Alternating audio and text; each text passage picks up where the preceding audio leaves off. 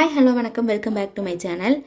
நான் channel start பண்ணின புதுசில் எனக்கு ஓரளவுக்கு ரீச் கிடச்ச வீடியோன்னு பார்த்தீங்கன்னா அது ஹேர் கேர் வீடியோ தான். இன்றைக்கி அப்படிப்பட்ட ஒரு hair and skin care video தான் பார்க்க போகிறோம்.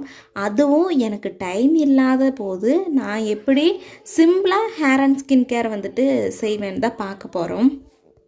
எனக்கு நாளைக்கு ஒரு ஃபங்க்ஷன் இருக்குது. ஆனால் இன்றைக்கி ஸ்கின் கேர் ஹேர் கேர் பண்ணணும், டைமும் இல்லை. அப்படிங்கும்போது இதை கொஞ்சம் ஃபாலோ பண்ணி பாருங்கள், ஈஸியாகவே இருக்கும். அன்றைக்கி மார்னிங்கே நான் ஹேர் கட் பண்ணிடலான்னு ஹேர் கட் பண்ணிகிட்டு இருந்தேன். நான் யூஸ்வலாக ஹேர் கட் பண்ணுறதுக்கு யார்கிட்டையும் கட் பண்ணுறக்கெல்லாம் போக மாட்டேன்.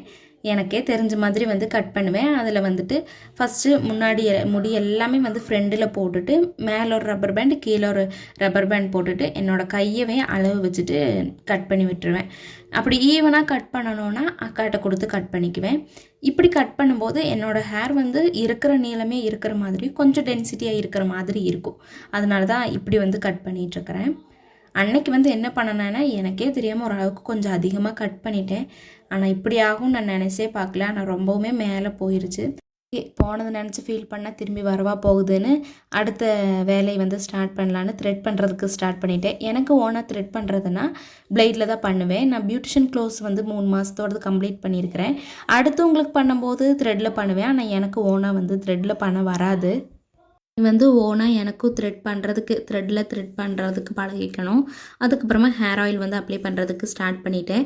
இந்த ஹேர் ஆயில் நான் வீட்லேயே ரெடி பண்ணினேன். கரிசலாங்கண்ணி ஹேர் ஆயில். நாங்கள் வீட்லேயே ஆட்டின தேங்காய் எண்ணெயில் கரிசலாங்கண்ணி நிறைய கிடச்சதுனால அதை சாறு எடுத்துகிட்டு அந்த ஜூஸை அந்த எண்ணெய் கூட நல்லா மிக்ஸ் பண்ணி காய்ச்சும் போது அந்த எண்ணெய் அப்படியே க்ரீன் கலர் ஆயிரும். இந்த ஜூஸ் ஃபுல்லாக அந்த எண்ணெயில் நல்லா அப்சர்வ் ஆகி க்ரீன் கலர் ஆயிரும்.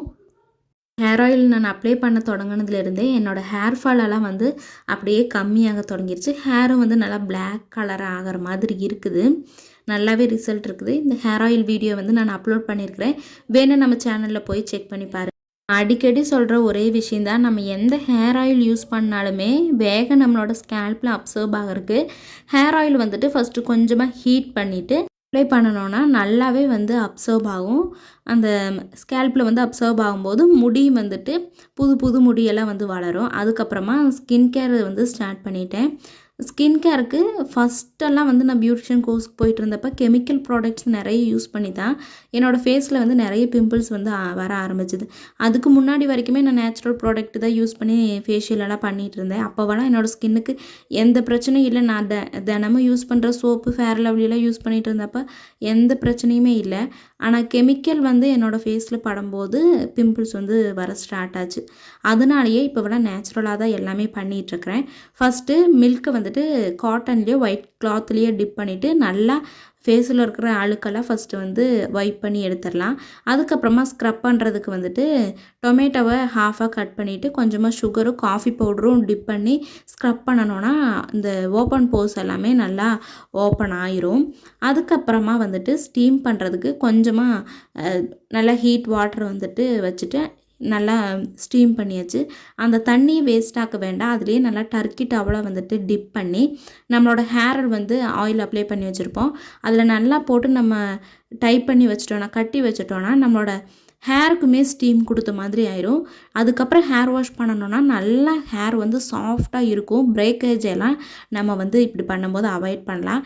ஒன் டைம் இது மாதிரி ட்ரை பண்ணி பார்த்துட்டு எப்படி இருந்ததுன்னு கமெண்ட் பண்ணுங்கள். அதுக்கப்புறமா ஃபேஸ் பேக்காக நான் யூஸ் பண்ணுறது பாசிப்பயிறு மாவை தவிர பாக்கி எதுவுமே நான் யூஸ் பண்ண மாட்டேன்.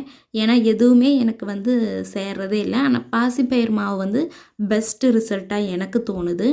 ஒவ்வொரு ஃபேஸுக்கும் ஒவ்வொரு மாதிரி இருக்கும். உங்களுக்கு எது செட் ஆகுதோ அதை யூஸ் பண்ணிக்கோங்க. அதுக்கப்புறமா நானும் ஃப்ரெஷ்ஷப் ஆகிட்டு வந்ததும் என்னோடய ஹேர் இப்படி தான் இருந்தது. வீடியோ பிடிச்சதுன்னா லைக் பண்ணி சப்ஸ்கிரைப் பண்ணிக்கோங்க. தேங்க்ஸ் ஃபார் வாட்சிங். Bye bye.